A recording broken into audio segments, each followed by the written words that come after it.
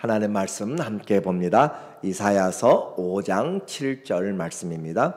무릇 만군의 여호와의 포도원은 이스라엘 족속이요 그가 기뻐하시는 나무는 유다 사람이라.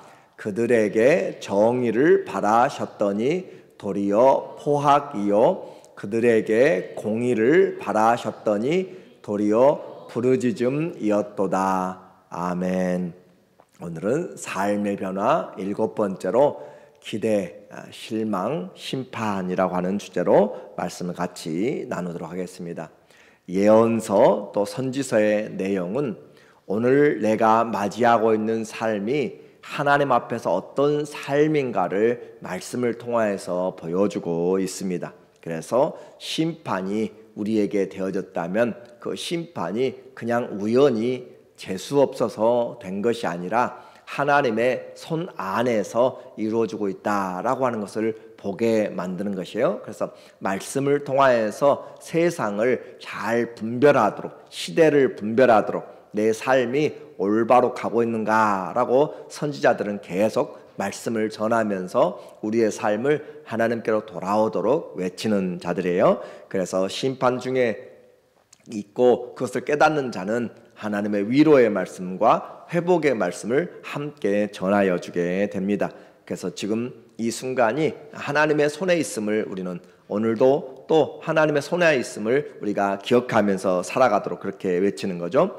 5장에서는 하나님이 이스라엘을 또 유다를 얼마나 사랑했는지, 그리고 그 사랑을 그 이스라엘이 어떻게 배반했는지에 대해서 우리에게 말씀을 했어요.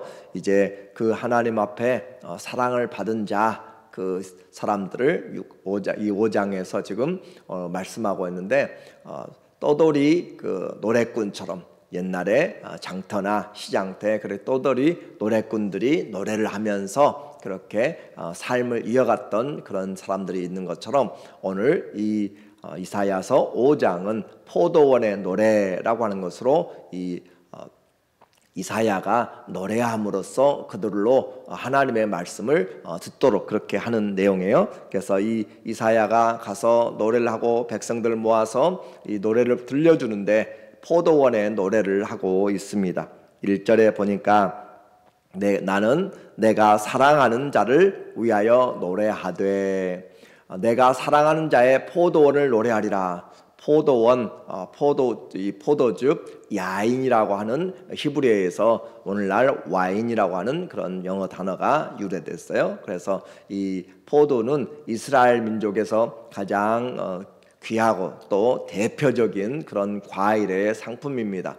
노아도 포도주를 마시고 그가 벌거벗었던 것처럼 이 포도의 농사는 인류의 역사와 함께하는 것이고 이스라엘은 그 포도의 아주 중요한 내용의 삶을 가지고 있는 거죠. 그래서 그 포도원의 노래는 이스라엘 사람들에게 언제나 이 포도는 함께 있는 것이고, 이사야가 노래를 부르고 있는데 내가 사랑하는 자를 위하여서 노래한다. 그 노래의 내용은 그 포도원, 그 내가 사랑하는 사람이 있는데 그가 포도원을 얼마나 아꼈는가라고 하는 것을 통하여서 포도원을 노래하고 있어요. 그래서 내가 사랑하는 자에게 포도원이 있으며 심이 기름진 산으로다. 사람들이 모여들고 내가 사랑하는 그 사람, 그리고 그 사람에게 아주 좋은 포도원이 있다라고 그렇게 이야기를 하고 있어요. 구슬땀을 흘리면서 최선을 다해서 이제 이 농부가 포도원을 사랑하는 내용을 말하고 있습니다. 2절에 보니까 땅을 파서 돌을 제하고, 이스라엘 땅은 전쟁이 수없이 많이 일어났고 또 적군들은 전쟁을 하고 지나가면서 그 산을 못 쓰도록, 그리고 그 농토를 못 쓰도록, 우물을 못 쓰도록 다 돌을 던져서 쌓아놓고 그렇게 하는 것이에요. 그래서 몇 년 동안은 그 기력조차도 없어지도록 그렇게 황폐화를 만드는 것이죠. 땅을 파서 돌을 제하고, 그래서 땅을 파고 돌을 제하는 것 정말 힘들고 어려운 일이죠. 그 돌을 다 제하여서 그 포도원의 가에 돌을 쌓아서 담을 만들어요. 여우나 다른 것들이 오지 못하도록 담을 만들게 되는 거죠. 그래서 땅을 파고 돌을 제하고 극상품 포도나무를 심었도다. 최고로 좋은 그런 포도의 종류를 가지고 기름진 산에 그렇게 심었다라고 하는 것이죠. 그리고 그 중에 망대를 세웠고, 포도는 바로 심은다고 해서 그렇게 오래 먹는 것이 아니에요. 2, 3년을 지나가면서 이제 그 열매를 얻을 수가 있는데, 그 가운데 망대를 세우고 망대를 통하여서 다른 침략자들이 없도록 지켜주는 거죠. 또 그 안에 술틀을 팠도다.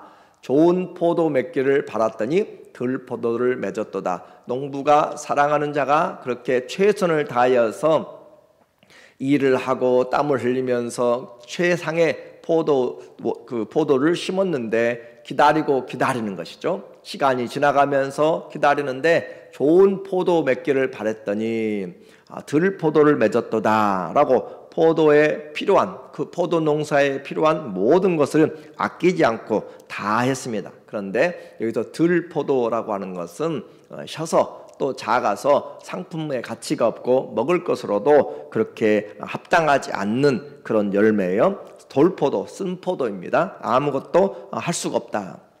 헛수고인 것이에요. 그래서 이사야의 이 노래꾼은 백성들을 모아놓고, 구경꾼들을 모아놓고, 이 포도원을 내가 어떻게 할 것인가, 최선을 다해서 부족한 것이 없는데 하면서 이야기하죠. 3절에 예루살렘 주민과 유다 사람들아 구하노니 이제 나와 내 포도원 사이에서 사례를 판단하라. 내가 포도원에 대해서 이렇게까지 몇 년 동안 수고하고 했는데 들포도를 맺었다. 어떻게 해야 될 것인가? 거기에 대해서 너희들이 스스로 판단해보라. 여러분들이라면 어떻게 하겠는가? 라고 이야기해요. 내가 내 포도원을 위하여 행한 것 외에 무엇을 더할 것이 있으랴. 내가 이제까지 해오고 걸음도 모든 것들도 다 했는데 더할 수 있는 것이 없다. 나는 최선을 다했다라고 하는 거죠. 무엇을 더할 것이 있으랴. 내가 좋은 포도 맺기를 기다렸거늘 들포도를 맺으면 어찌 됨인고. 있을 수가 없는 일이죠. 좋은 포도를 기다리고 심었는데 들포도를 얻었다라고 말도 안 되는. 그래서 더 이상 이제 이 농부는 나는 이제 관리를 하지 않겠다. 이것을 그대로 황폐화시키고 내둬버리겠다. 왜냐하면 더 이상 이곳에서는 내가 얻을 만한 것이 없다라고 그렇게 하는 것이에요. 그래서 이것은 이 농부의 이야기만이 아니라 이 농부가 점점 능력이 달라지게 나타나고 있어요. 6절에 보면은 내가 그것을 황폐하게 하리니, 이제 더 이상 가꾸지 않겠다라고 하는 것이잖아요. 그러면서 황폐하게 하리니 다시는 가지를 자름이나 북을 돋우지 못하여 찔레와 가시가 날 것이며 하면서 그렇게 유기시켜 놓는 것인데, 그것만 멈추는 것이 아니라 또 하나의 그 이상한 이야기를 하고 있어요. 내가 또 구름에게 명하여 그 위에 비를 내리지 못하게 하리라 하셨으니, 갑자기 이 농부의 이야기에서 뭔가 더 능력 있는, 비를 오지 못하게 하는 것은 부자도 왕도 할 수가 없는 것이에요. 사람으로 할 수가 없는 것이죠. 그런데 구름에게 명하여서 그 위에 비를 내리지 못하게 하리라 라고 하면서 분위기가 뭔가 듣고 있는 사람들이 이거 뭐지? 라고 하는 그런 느낌이 올 정도로 이 농부가 도대체 누구인가? 라고 그렇게 이야기를 이렇게 듣게 만드는 것이죠. 그래서 이 노래의 핵심에 그 사람들이 듣고 있으면서 갑자기 이 사람이 비도 안 내린다면 그러면 누구인가? 라고 하며 실체를 보여줘요. 7절에 오늘 본문의 말씀이죠. 무릇 만군의 여호와의 포도원은 이스라엘 족속이요 그가 기뻐하시는 나무는 유다 사람이라. 자, 이제 한번 생각해봐라 라는 것이에요.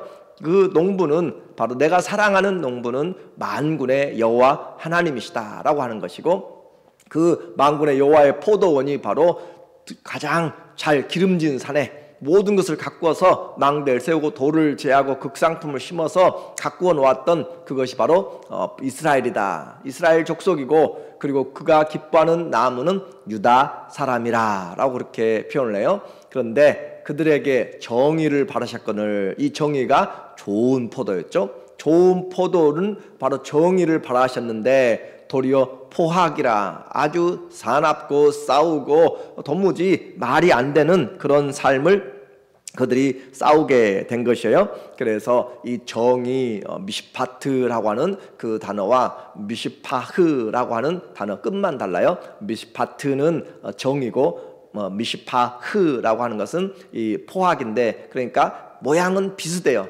그런데 알맹이가 다르다라고 하는 것이죠. 언어를 똑같은 비슷한 언어를 써가지고 바꿔서 언어를 통하여서 그들을 비꼬는 내용이에요. 또 그들에게 공의를 바라셨거늘, 체다카죠. 체다카, 공의를 바라셨거늘 도리어 부르짖음이로다. 체아카예요. 체다카, 체아카. 그래서 비슷한데 다르단 말이에요. 완전히 다르단 말이에요. 완전히 다른 그런, 하나님은 공의를 바라셨는데 그들은 도리어 공의가 없어지고 사람들이 헐벗고 사람들이 핍박을 당하고 또 빈익빈 또 부익부해서 나누어지면서 부르짖음으로 그렇게 나왔다라고 말씀을 하고 있어요. 그래서 내 발에 지금 듣고 있는 사람들의 발등에 지금 불이 떨어진 것처럼 농부 하나님이 바라시는 것과 지금 그들이 맺어가고 있는 것들이 완전히 달랐다라고 하는 것이죠.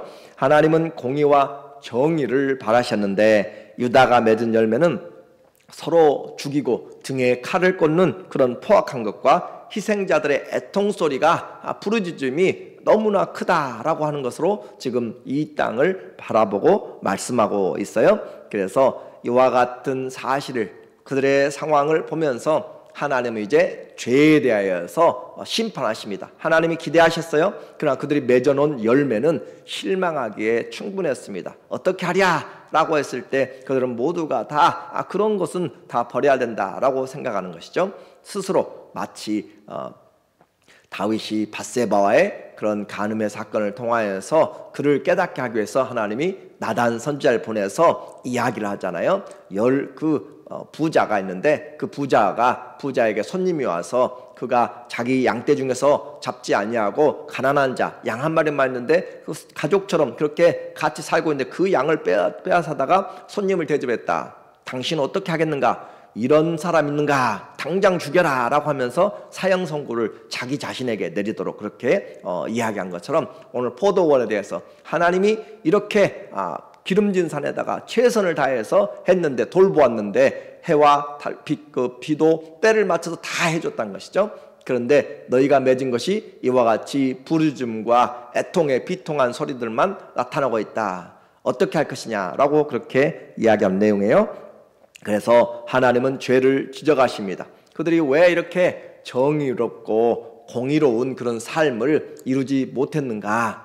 그것은 바로 첫 번째 탐심 때문이었죠. 욕심 때문입니다. 8절에 가옥에 가옥을 이으며 전토에 전토를 더하며 빈틈이 없도록 하고 이 땅 가운데 홀로 거주하려 하는 자들은 화 있을진저. 그래서 가옥에 가옥을, 부동산을 투기해서 알짜배기 땅들을 사들이면서 가옥에 가옥을 이어가고 전토에 땅을 사고 또 땅을 이어가면서 그렇게 빈틈이 없도록 문어발적으로 확장시켜 나가는 부자들이죠.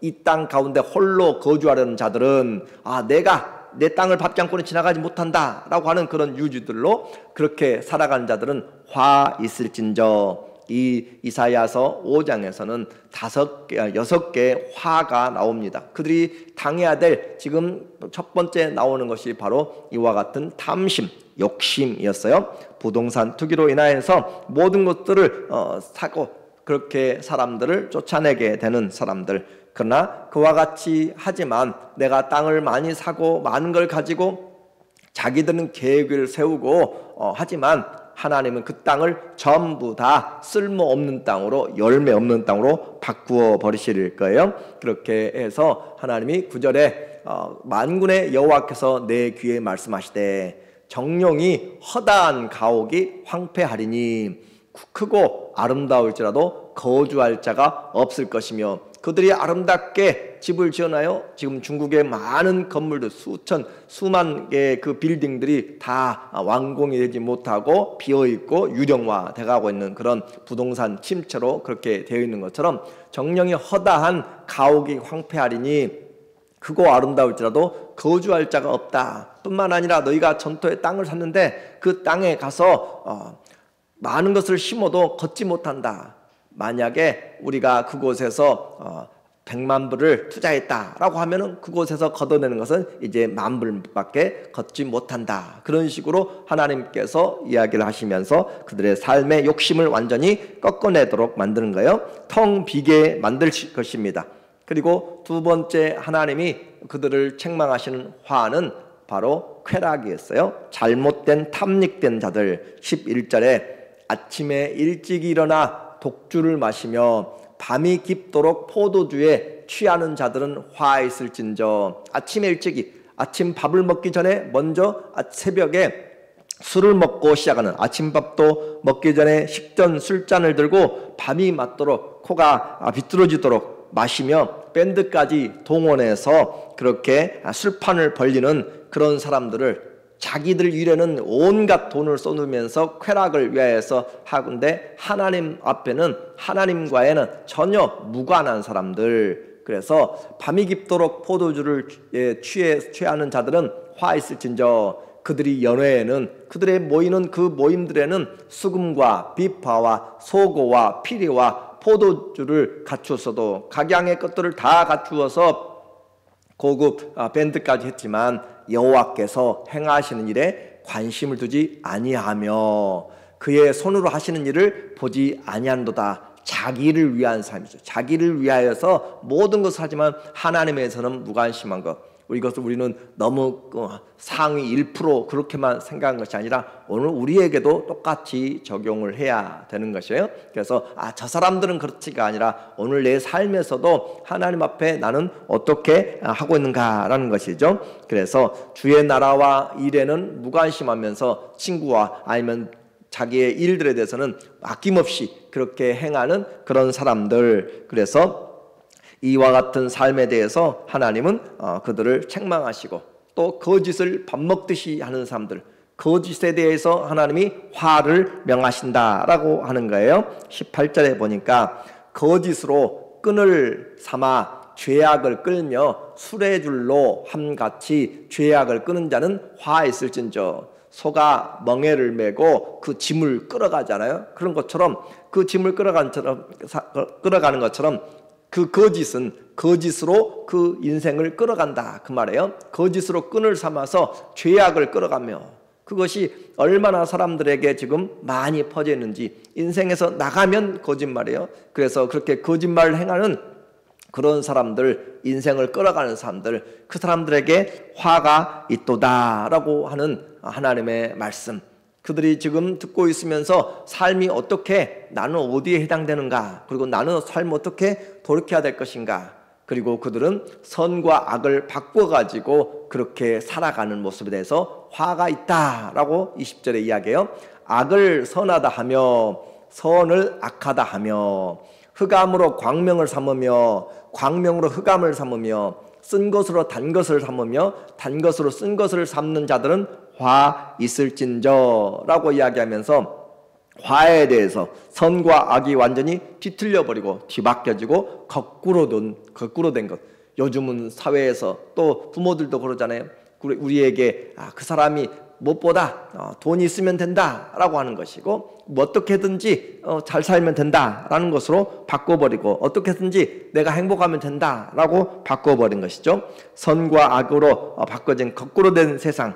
그들이 잘하는 것은 이렇게 거짓으로 자기들의 그 교만, 그렇게 악하면서 그리고 자기들의 교만으로 가득 차버린, 그래서 거짓의 위에 세우고 악한 것을 강조하면서 결국 자기의 자랑과 술 마시는 데에서는 챔피언이 되도록 그렇게 주량을 자랑하는 그런 사람들. 좋은 술이 어디가 있는지, 어디서 놀 수 있는지 거기에 아주 빠삭한 사람들. 교만과 또 술 취함에 대해서 하나님이 화를 선포하고 있어요. 21절에 보니까 스스로 지혜 있다 하며 스스로 명철하다 하는 자들은 화 있을진저. 교만해서 더 이상 배울 것이 없어요. 내가 알고 있는 것이 최고예요. 그래서 들으려고도 하지 않는 그런 모습의 교만한 사람들. 그래서 그 교만에 대해서 하나님이 심판을 명하신다라고 하는 것이죠. 포도주를 마시기에 용감하며 독주를 잘 빚는 자들은 화 있을진저. 그래서 어디가 좋은 술인지 그것을 찾아서 잘 빚으면서 전문가로 그렇게 살아가는 사람들에게 화가 있다.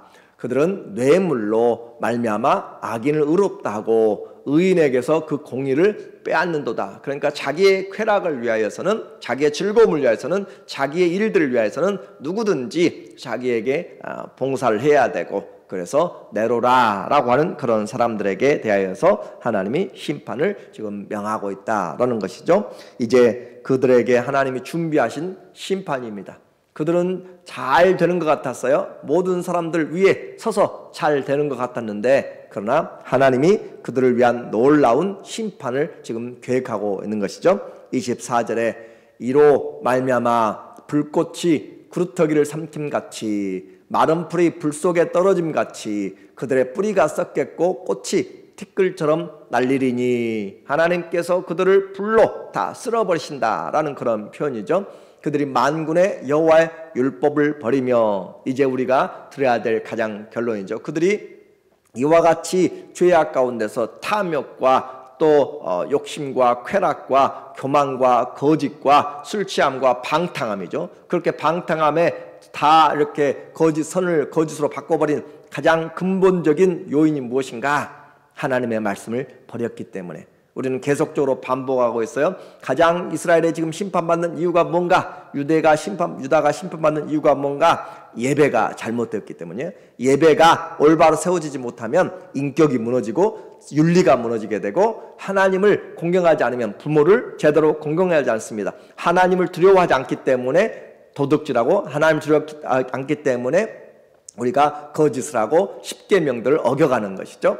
하나님을 두려워한 자면 우리는 그 하나님 앞에서 날마다 우리의 삶을 돌아보게 만들고, 불꽃 같은 눈으로 지켜보신 그 하나님 앞에서 우리가 힘들고 어려워도 주님이 이곳에 나와 함께 하신다라고 그렇게 보면서, 그것은 또한 우리에게 두려움도 주지만 또 하나는 하나님이 나와 함께 하신다, 어떤 어려움에서도 하나님이 지켜보신다라고 함을 통하여서 사망의 음침한 골짜기에서도 담대하게 일어날 수가 있는 것이고, 만민 천만 명이 나를 둘러설지라도 나는 두려워하지 않겠다. 다윗의 고백처럼 그렇게 사람을 두려워하지 않냐고 하나님 앞에서 서게 되는 것이에요. 예배가 우리의 영혼을 살리고 그 말씀이 우리를 살릴 때 우리가 바로 살아갈 수 있고, 윤리가 살게 되고 사회가 살게 되고 내 인생이 살게 되는 거예요. 그래서 그들이 만군의 여호와의 율법을 버리며 이스라엘의 거룩하시니, 반복적인 이스라엘의 거룩하시니 그 거룩하신 하나님의 말씀을 멸시하였도다. 하나님의 말씀이 내게 무겁게 다가오면 우리는 그 말씀 앞에서 살게 되는 것이에요.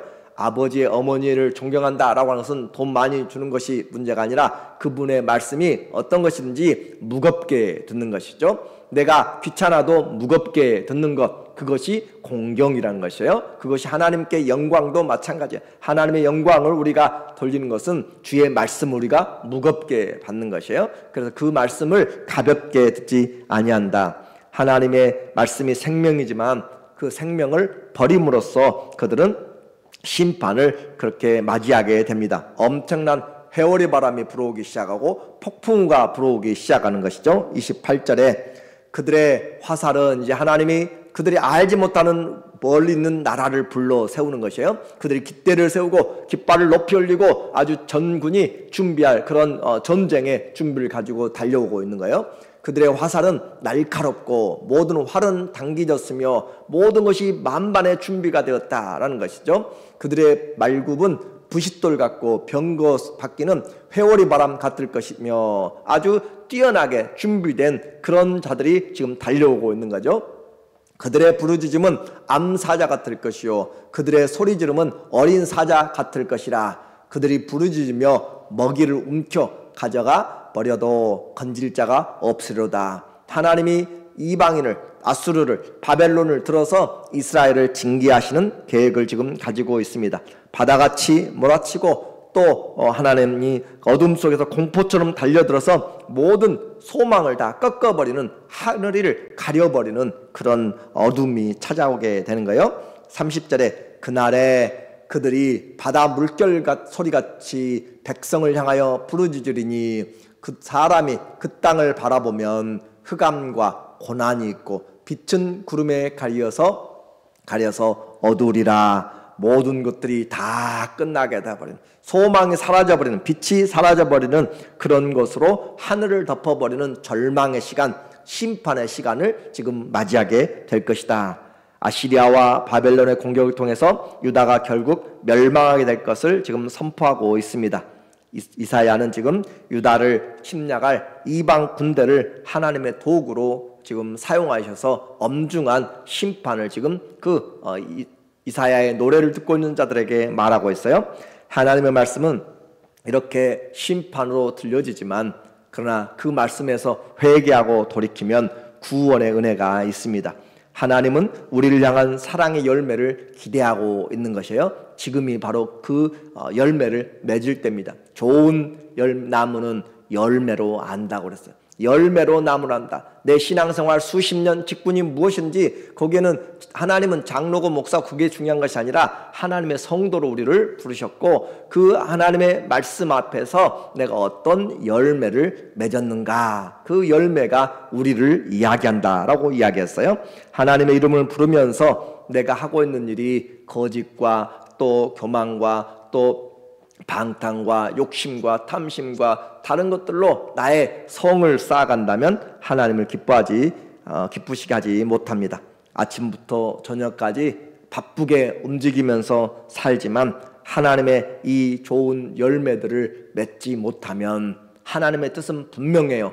하나님은 인자를 사랑하며 겸손히 내 하나님과 동행할 것이라. 공의를 행하면서 인자, 사랑을 행하면서 겸손히 하나님과 동행하는 것, 이것이 하나님의 선한 열매입니다. 그러므로 회개에 합당한 열매를 맺고, 마태복음 3장 8절에 회개에 합당한 열매를 맺고 우리가 하나님의 좋은 나무들로 성령의 열매, 빛의 열매, 선한 열매들 많이 풍성하게 맺어서 우리 주님으로 하나님께 영광을 돌리도록 우리 모두가 다 믿음의 열매가 있기를 예수님의 이름으로 축원합니다. 아멘. 기도합니다. 하나님 아버지, 오늘도 우리에게 씨를 뿌리고 열매를 맺을 수 있는 기회를 주셨습니다. 또 하루를 주님과 함께 보내면서 내 입술에서 나오는 것들이 헛되게 거짓 것으로 사라지지 아니하고 주님 앞에서 그날의 열매를 맺어갈 수 있도록 눈물로 씨를 뿌리게 하시고 기쁨과 찬송으로 씨를 뿌려가도록 도와주시고 섬김으로 주님 앞에 씨를 뿌려가 주님 그날의 하나님 앞에 열매로 우리 자신을 나타낼 수 있도록 도와주시옵소서. 예수님의 이름으로 감사하며 기도합니다. 아멘.